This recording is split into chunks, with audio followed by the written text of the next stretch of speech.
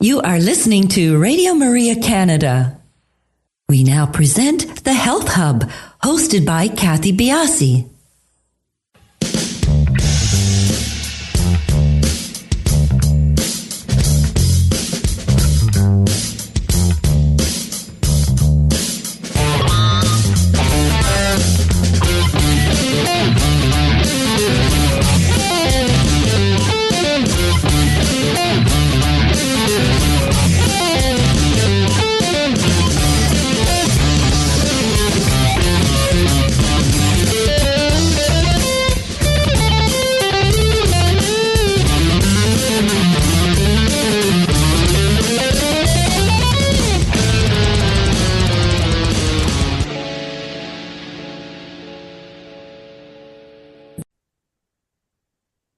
Welcome to the Health Hub on Radio Maria Canada, exploring cutting-edge health and wellness, information, and therapies, helping you to take your health to the next level. I'm your host, Cathy Biase, and I'm an holistic nutritionist and a professional cancer coach. Mental health isn't just about neurotransmitters, trauma, or mindset. It's also about energy. What if anxiety, depression, brain fog, and mental fatigue are signs that the brain simply isn't being fueled properly? In today's episode, I'm joined by Moira Newiss, a BANT-registered nutritional therapist, health coach, and accredited ketogenic metabolic therapy expert. Moira specializes in brain energy and metabolic approaches to mental health, an area of science that's rapidly changing how we understand conditions like anxiety, low mood, cognitive fatigue, and chronic stress. We explore how ketones support brain energy, why mitochondria matter for mental clarity, the importance of nutrient-dense foods on the ketogenic diet, and why electrolytes, especially salt, are often misunderstood but critical for brain function. This conversation offers a new lens on mental health. It's an empowering one, a practical one, and one that is rooted in biology. Stay tuned. We will be back in just a few minutes to speak with Moira Newiss. You are listening to Radio Maria Canada. We now continue with the program, The Health Hub, hosted by Cathy Biase. Welcome back to the Health Hub, everybody. Please do follow us on our social sites. We are on X, Instagram, and Facebook, and we are at the Health Hub RMC on those occasions. Moira, welcome to the show. Thank you for having me. I appreciate it. For our Canadian listeners, probably North American listeners, actually, I just want to clear up something. You are a BANT-registered nutritional therapist. Can you just tell us what that is? Yes, so that's my professional body. I'm based in the UK, so it's a professional body for nutritional therapists. And I've been a member of them since I've started practicing. Wonderful. Now, how did you get into this area of nutrition therapy? Are you working with people sort of on an advisory basis, as a therapeutic basis? How did you get involved here? Yeah, so my background was as a senior manager in the UK's health service, which I did for around 20 years. And so I was kind of on the other side of the fence back then. And then I actually ended up with chronic fatigue and burnout myself. Didn't know anything about nutrition or lifestyle medicine at that point in time. Struggled quite badly. I was I couldn't get off the couch. I couldn't look after my young children or even cook the dinner. So, but I kind of found my way into kind of lifestyle stuff through originally meditation and breathing and things like that, eating better, just generally. And then I got really interested in nutrition, decided to retrain in nutrition in the end. And then in the first 6 months of my 3-year diploma, I came across the ketogenic diet. And I still wasn't 100%. I was kind of a lot better than I'd been, but I still wasn't great. And I thought, well, I'll give this a go. For me, it was a bit like the light being turned back on, just gave me way over the energy that I'd expected to get back again. And I could race my bike and climb the mountains again. And that was really my way into where I am now. Are you still on the ketogenic diet? I am, yeah, absolutely. It's 7 years now and I just feel better on it. So the odd time when I've fallen off it for various reasons, I just get back on again because it just seems to suit me and my brain better. Well, we're going to get into the brain and everything, but I do want to kind of get into a little bit of the ketogenic diet. And you're working with people now. Do you find that this is can be more of a therapeutic diet, or is it a lifestyle change? In some ways, it's both, because you have to change your lifestyle to do it. But I would say it is a therapeutic diet, as well. So if for people who don't have great metabolic health, so if they've got any problems with metabolic health, it can be a great thing to have a go at. It's used in lots of different areas, so things from weight loss, to cancer, to diabetes, but now also for mental illness, which is where I tend to specialise in it. I use it for chronic fatigue and mental illness, and it is therapeutic because it is changing the way your metabolism works. It's allowing processes to take place that maybe are a bit suppressed normally, and that can have really beneficial effects on things like inflammation, for example. So often, somebody who, say, for example, has rheumatoid arthritis and does a ketogenic diet will likely see their pain symptoms resolve, as well as perhaps losing some weight and things like that. So it does definitely have therapeutic potential. Now, I shouldn't say most, I'll let you tell me this. The initial area of a target with the ketogenic diet was in areas of the brain with epilepsy, was it not? It was in children with epilepsy. That's where the original kind of work was done quite some time ago now. And then it kind of, when drugs started to be used in that area, it kind of fell away, and some of the research almost got forgotten about. And then it was brought back originally really not in the mental health field, but more for things like diabetes and obesity and things.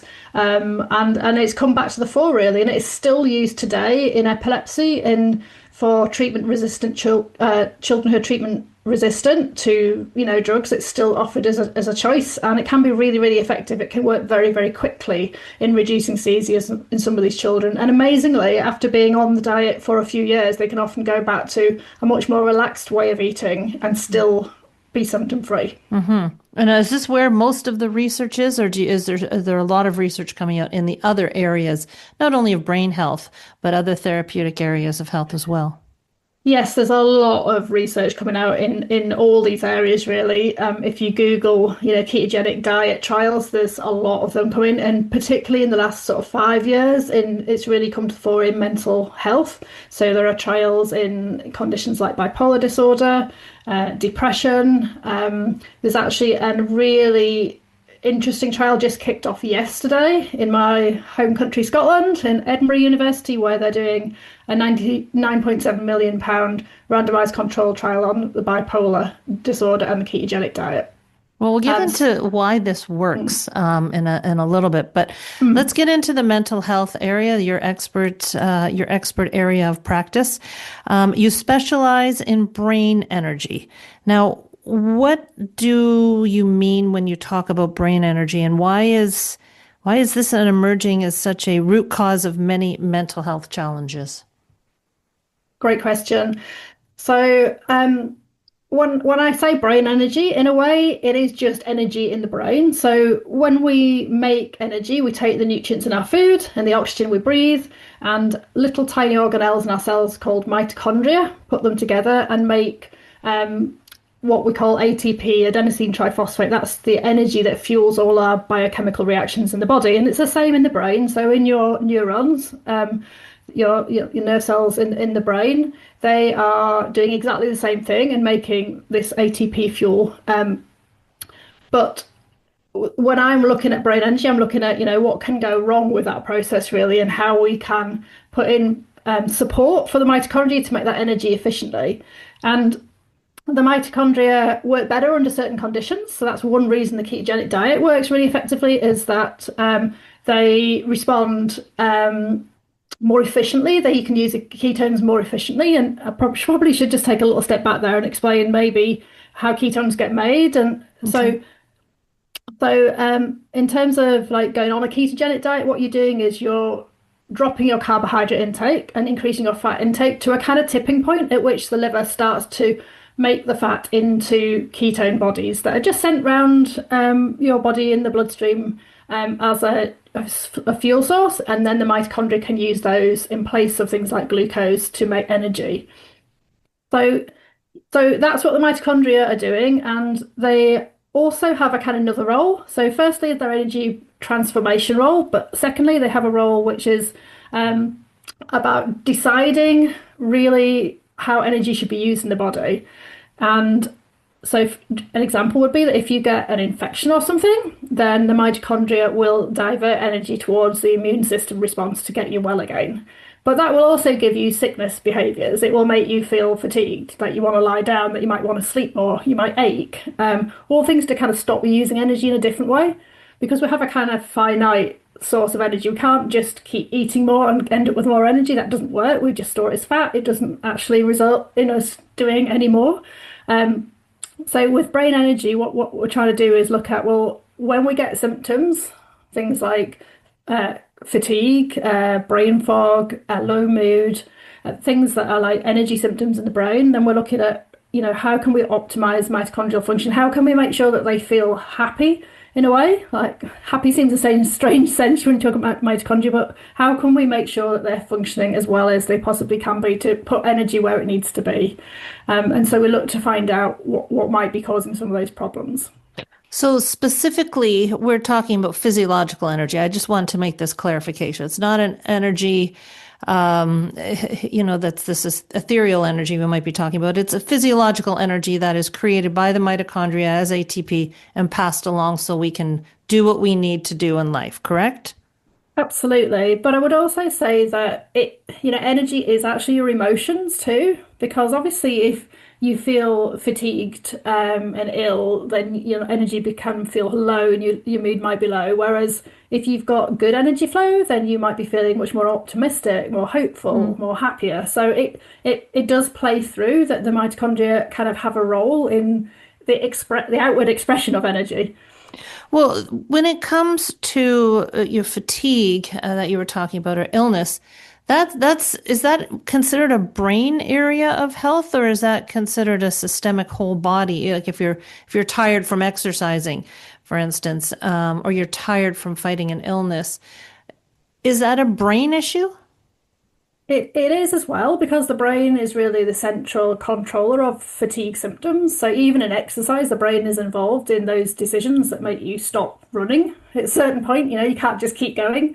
And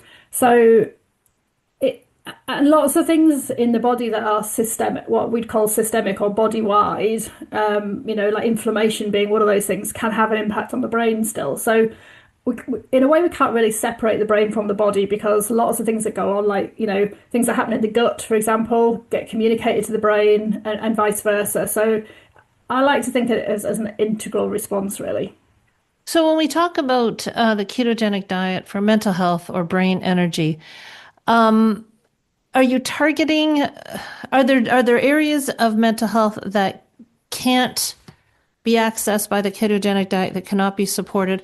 Or is your idea of approaching mental health creating a healthier brain? Do you get what I'm trying to say? Like, it can't be used for this disease or that disease, but it shows promise in this other disease. Yeah. Do you feel that the ketogenic diet can impact all mental health, or are you just targeting certain types? So I personally think it probably can, and that is really from following the work of somebody called Chris Palmer, who's a doctor in the US.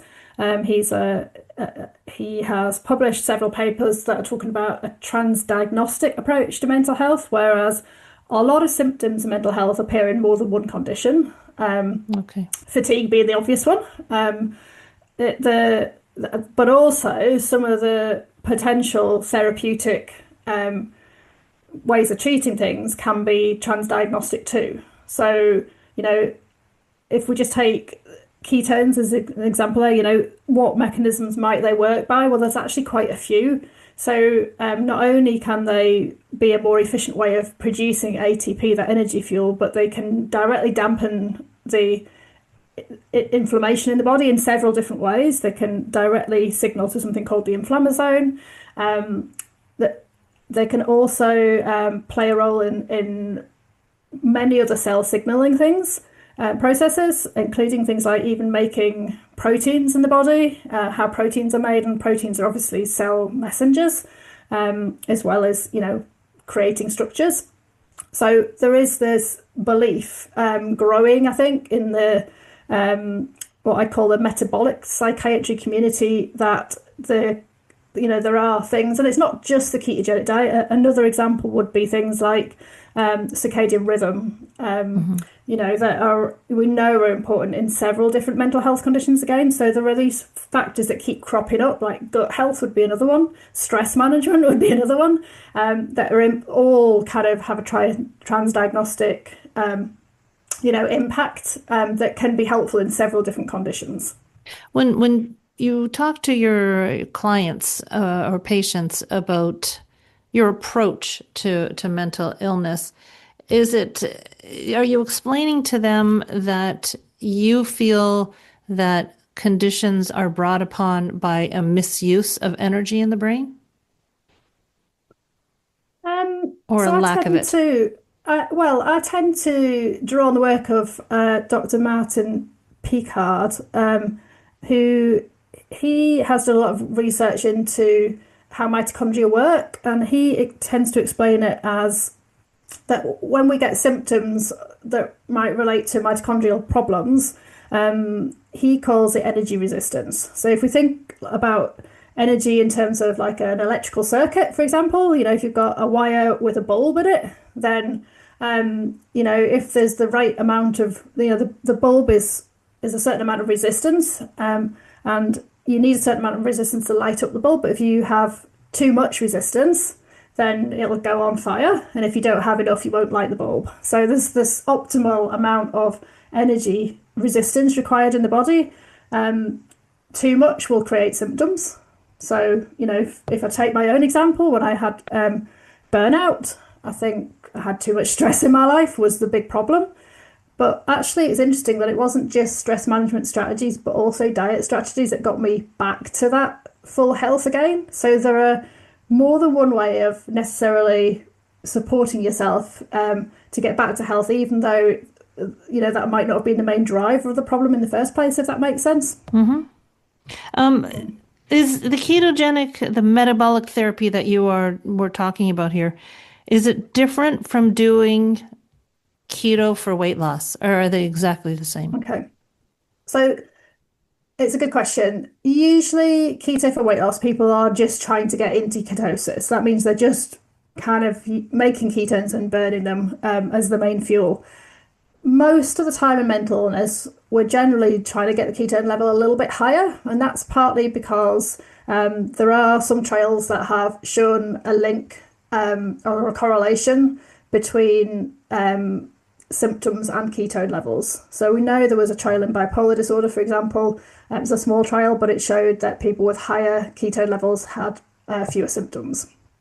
And that seems to be the trend that's coming out from people who've been doing this for mental health as well. So more, all the anecdotal stories that are coming out is that there seems to be a bit of a sweet spot that people need to find. And it is going to be different for everybody. Some people won't need to go as high as others. And we're not talking about very high levels, that, we're talking about safe levels. So just to give you an example, if you were doing it for ketosis, you might be at levels like 0.5 millimoles per litre to 1.5, say. But with mental illness, we might be trying to get your levels up to sort of 2 to 3.5, because it seems to have a greater effect. It doesn't necessarily mean people have to stay at that high level, which is a bit more restrictive ketogenic diet, because we're also beginning to see signs that people can be a little bit more lax, maybe need to stay on it, but not so high in the long term and still get good results.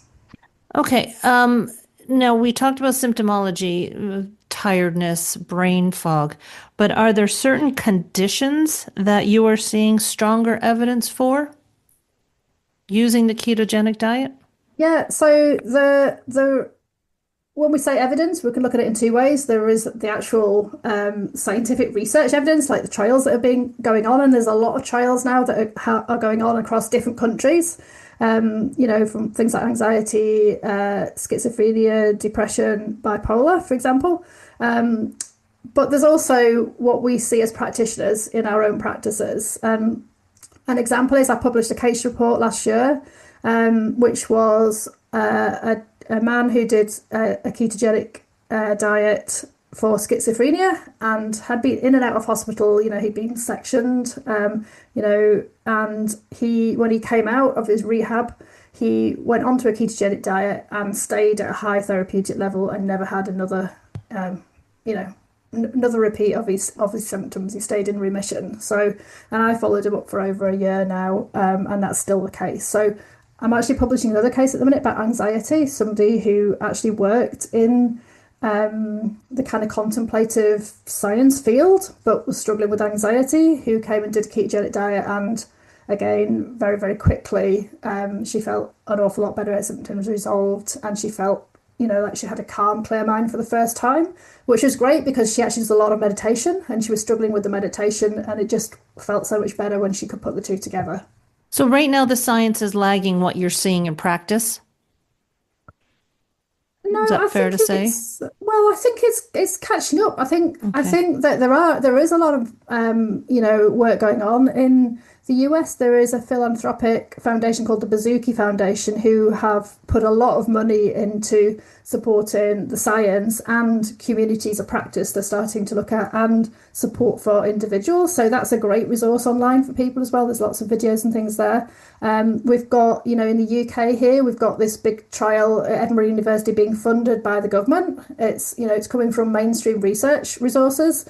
And that's a real change. So we've not seen that really happening before. So that to me is, hopeful that we could get this to go mainstream at some point too. Okay, is there, just before we get to the end of our first part of the show, would you say offhand from experience that there may be certain people that are not good candidates for the ketogenic diet? So there are a few kind of things where you should be extra careful, or in some cases perhaps shouldn't do it. An example would be that pregnant women and children generally are not recommended a ketogenic diet, unless you've got specialist medical support for it. You've got to be really careful if you've got any kind of severe kidney or liver disease, for example. There are some rare genetic disorders that mean that you can't burn fat effectively as well. And things like pancreatitis, things like that, severe conditions, people should definitely go seek medical advice before contemplating doing that in those situations. So this is not a diet you would recommend people researching and jumping on their own? I think that if they don't have anything that's unusual going on in their life in terms of illness, then, they could experiment with it. Okay. But I do find that often it's a lot easier and safer to do it with support. Mm-hmm. And the other proviso I would give is, especially if you're on medication. Because medication can have, if you improve your metabolic health, quite often medications have to be reduced, and you need to do that with prescriber support. And that's because your metabolic health improves, and actually the medication becomes too strong for the condition. Okay. Perfect. I just wanted to frame that for everybody. When you are working with your clients, I'm not sure if you call them clients or patients, do you have testing that you think they should be getting done on a weekly basis, a monthly basis, by twice a year? Is there anything that you would suggest to them that they should be tracking while they're on the diet with you? So I tend to try and get my clients to do a metabolic health panel at the beginning, at least. So things like HbA1c, the measure of blood glucose over 3 months, the lipid panels. I would also, if they're coming with things like fatigue, I'd also want them to be looking at, iron, vitamin D, B12, some of the basic things, folate, for example, that, might be it might not need a ketogenic diet to resolve it if there's an iron deficiency, for example. So there's some basic things that, to kind of see where we are at now and whether there's anything needs to be addressed. And then I also get my clients to do ketone testing. So they generally do a finger prick test once a day of their ketone and glucose levels, and I can usually see that online, so I can help track them and support them to get them into the level of ketosis we want as quickly as we can. And then it also helps people sustain it and adhere to it as well. It has several benefits, really. But also it's trying to make sure that we have actually changed metabolism. We just don't think we have, because one of the great things about a ketogenic diet is you can actually see what's happening. You can actually test it and see the metabolic effect on the person who's doing it. Okay, wonderful. We're going to take a quick break now, everybody, and when we come back, we're going to continue on this conversation, get into things like stress and the question about salt when it comes to the ketogenic diet. So we'll be back in just a few minutes. You are listening to The Health Hub here on Radio Maria Canada. A Catholic voice wherever you are. To contact us and be a part of the show, email thh@radiomaria.ca. We now continue with the program. Here once again is your host, Cathy Biase. Welcome back to the Health Hub. Moira, we're going to continue our conversation here as you elucidate mental health and the ketogenic diet and your applications thereof. We've talked about it. It's been brought up in the show, but maybe we could take a little bit of a deeper dive into ketones, mitochondria, and how they impact the brain's area of health. Absolutely. So one of the fascinating things is, I don't think I mentioned this in the last one, but hopefully not. In the brain, we have, a lot of neurons, obviously. But in each single neuron, we can have up to 2 million mitochondria. So mitochondria being those little tiny organelles that actually use the nutrients and the oxygen to make our energy. So 2 million in one neuron just gives you an idea of how important they are for, that energy transformation process. So in the mitochondria, it's a fascinatingly complex process. But it is a kind of it's stripping off electrons and pumping protons into a membrane, and then these protons flow back over the membrane and generate ATP through a little turbine system, which is really fascinating. It's the tiniest turbine known to mankind, and that actually generates an electrical gradient. That's what's happening, and that allows us to kind of convert food into chemistry, really. So the mitochondria are kind of working away all the time. Every single day, a healthy person is going to produce their body weight in ATP, but we don't know anything about it because it is used up really, really quickly. But that is the amount of work the mitochondria are doing to make ATP or energy fuel. And the brain is really sensitive to any problems with energy transformation because it is energy hungry. It uses like 20 to 25% of the body's energy at rest, where it only, in comparison, only weighs 2% of body weight, for example. So, it's really energy intensive. We have a big brain compared to other animals too. So, and that's allowed us to, evolve and have the kind of complex cognitive processes that we have today. Shall I pause there a sec? Okay, that's fine. Yeah, it's very good. A good explanation. Now, a lot of us that have gone through schooling and, probably in just basic general science courses, we're taught that the brain uses glucose very readily for energy source, as does our body. It's the quickest source of energy for our brain and body. Why is it that the ketones are more looked toward when it's coming to the ketogenic diet and improving mental health? Why do you suggest we burn ketones versus burning glucose?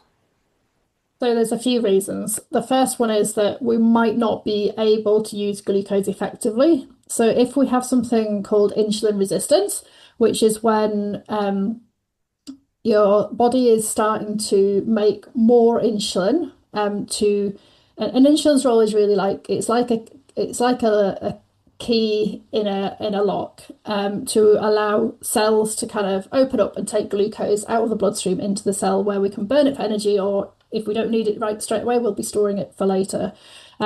If we keep eating a lot of carbohydrates, which digest down into glucose, that goes into the bloodstream, then over time, we are going to start producing more insulin because the cells will be starting to come a bit more full of fat and they don't really want to take any more energy in. So insulin resistance is a state when the cells have really got enough stored energy and they're kind of becoming resistant to the message and they're saying, no, thanks, we don't really want any more. So the body makes even more insulin to try and kind of get that, the glucose out of the bloodstream because it's toxic in there. It's not good for us. Now, for a long time, you can actually still have a normal blood glucose and have a raised insulin. And certainly in the UK, unfortunately, that isn't tested for, so people aren't aware if they're becoming insulin resistant. They're only aware when it gets to a point that the insulin really can't control the glucose anymore and glucose starts to rise. So somebody who is diabetic is in a state of insulin resistance because they can't, the insulin isn't working effectively any longer to control that blood glucose and keep it normal. But we can be insulin resistant and not have full-blown diabetes. We can be insulin resistant and still have a normal blood glucose level. And so there is growing evidence coming out that suggests that insulin resistance is one of the key players in brain energy problems, because if you have lots of glucose swimming about in your brain but you can't use it effectively as a fuel, then there's going to be a problem and you're going to end up with symptoms that as a result of that. So that's one of the reasons why ketones can be beneficial, is it gets around that problem because you are skipping the glucose and you are going straight to using the ketones as a fuel.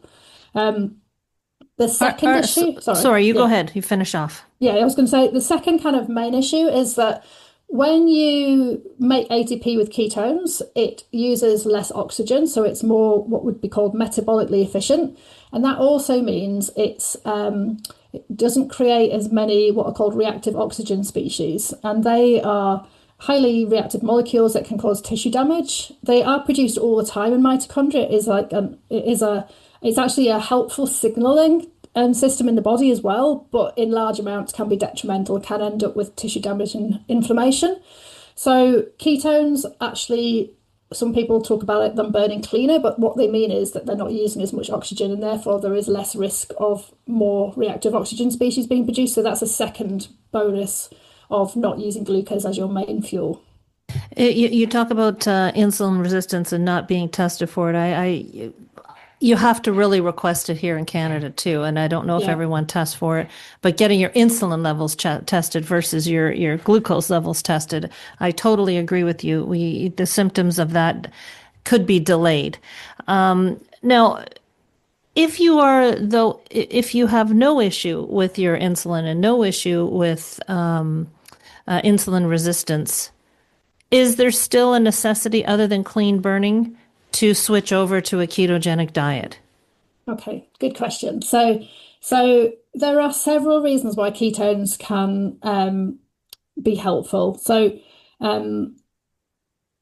we've touched on a few of them there. There can be reasons, for example, there are less enzyme steps in making ketones or burning ketones, to burning glucose. So say you have a deficiency somewhere in the glucose making burning system, it might be that you're lacking some cofactor, some nutrient there, then ketones might make things easier. So that's another thing. It's a simpler process, so there's less to go wrong in a way. But also ketones actually have another, I mentioned earlier in the first section we recorded, that they can directly signal the inflammasome to reduce inflammation. So, you might not be necessarily have full-blown insulin resistance, but you might have some inflammation in the body, and so ketones can be a good way of addressing that. Beta hydroxybutyrate, the main ketone body, also helps neurons to grow and rewire, and it also helps to balance neurotransmitters in the brains, particularly GABA and glutamate. GABA being the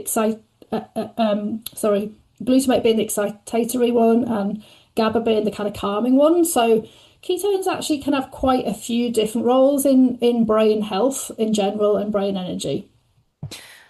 That's good to know. I didn't know half of that. The other area that, from my limited exposure to the ketogenic diet is the confusion around salt on a ketogenic diet. Salt, electrolytes. Does ketosis demand more or less? And why? Yeah, so it's a question that gets asked quite a lot, so it's good to cover that. Most people transitioning onto a ketogenic diet are kind of advised to add a bit more salt in or more electrolytes into their diet, and that's partly because when you drop it, what happens is that insulin levels will drop on a ketogenic diet because there is less glucose circulating, and when you have less insulin in the body, you will also lose some water from the body. Insulin helps hold on to water, or you've got less glucose stores as well. So that where water goes, electrolytes will go or salt will go. So you will lose some electrolytes from the body. So that's one of the reasons why it's suggested that you put more in.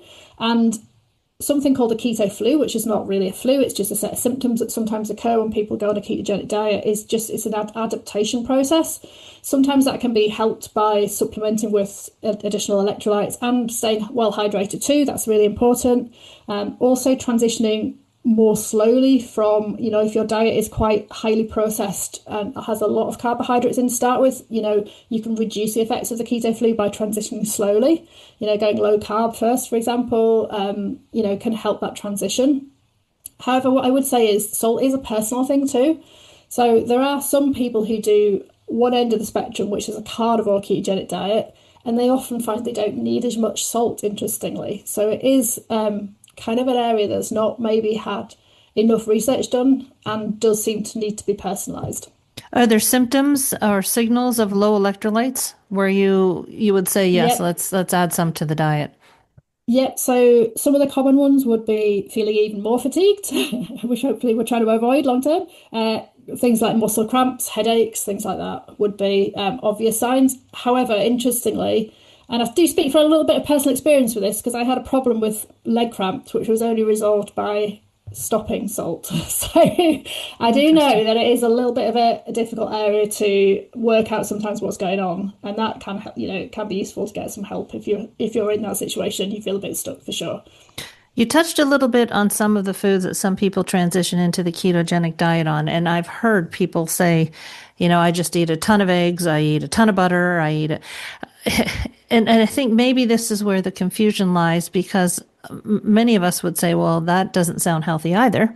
When you are transitioning someone onto a diet like this, are you targeting them with nutrient-dense foods? And if so, what are your biggest hits as far as a ketogenic diet is concerned?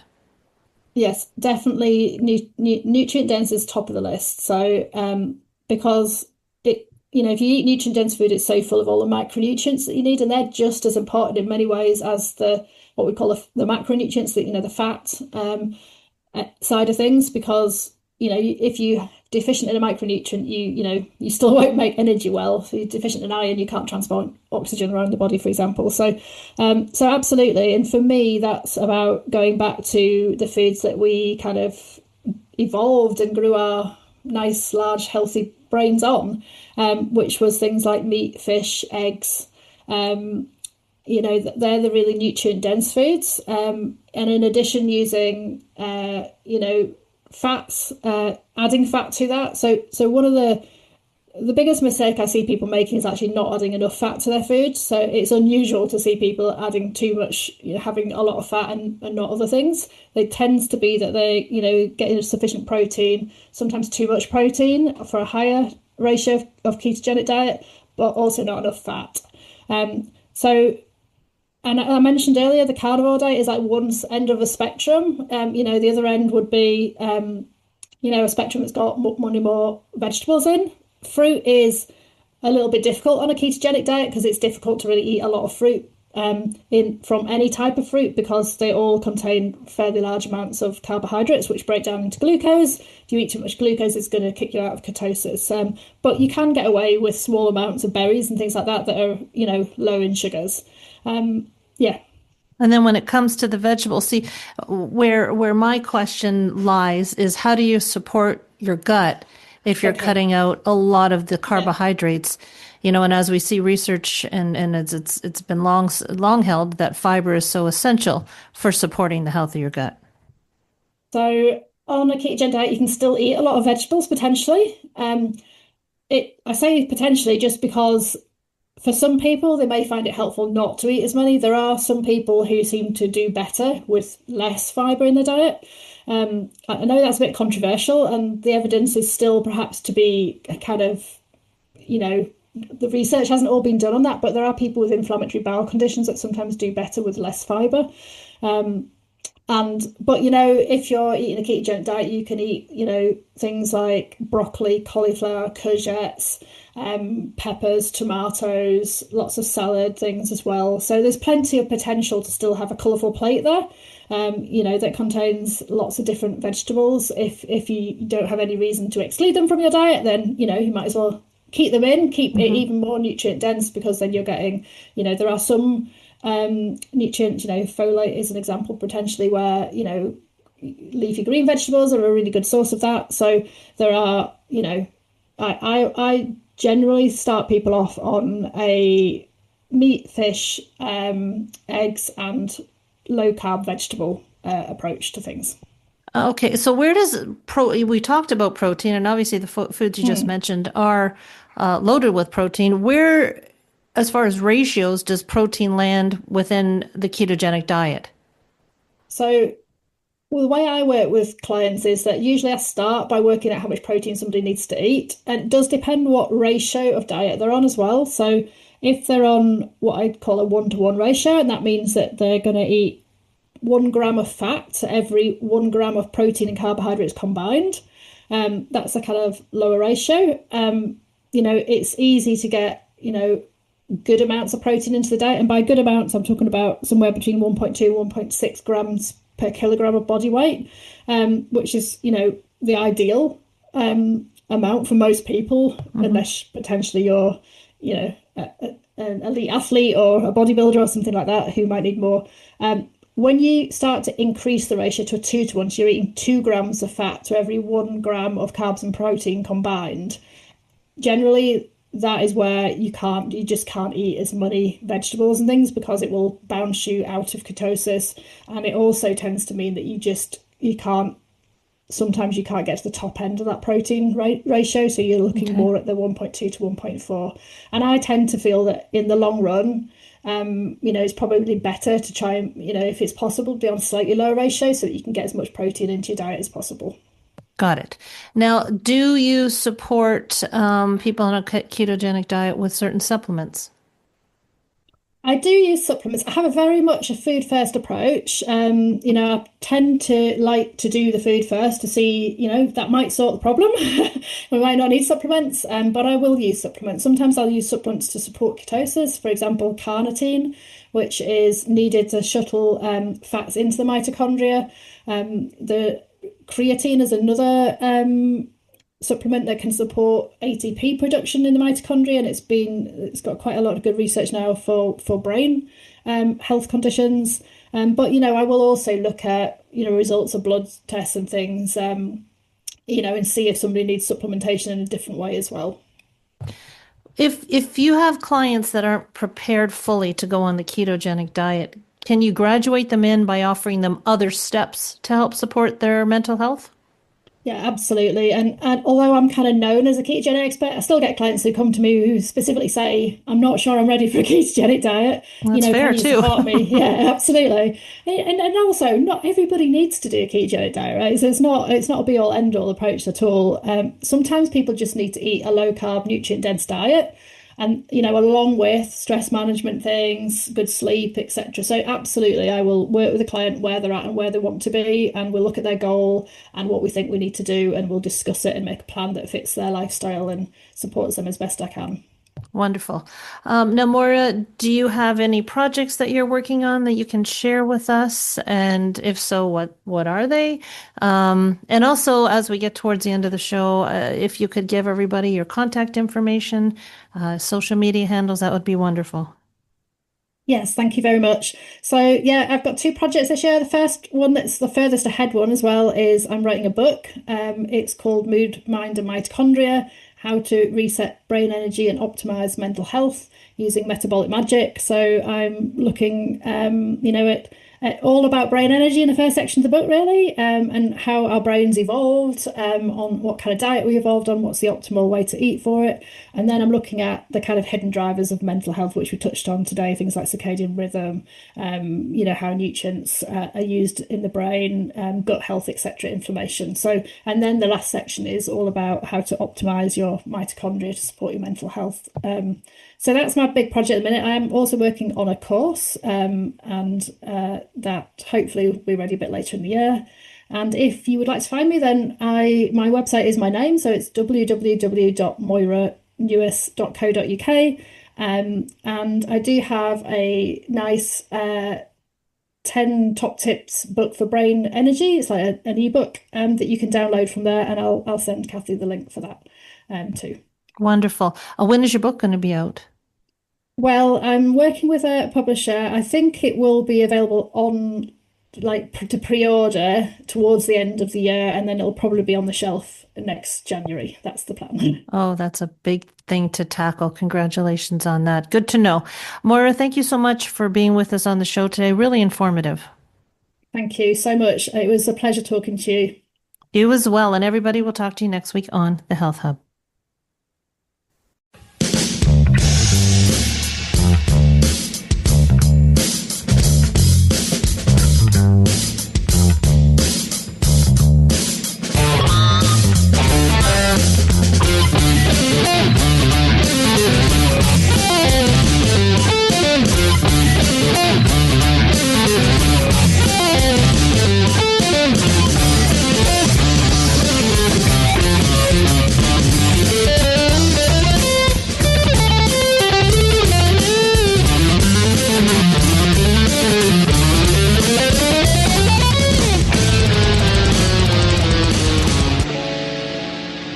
You have been listening to The Health Hub, hosted by Cathy Biase, here on Radio Maria Canada.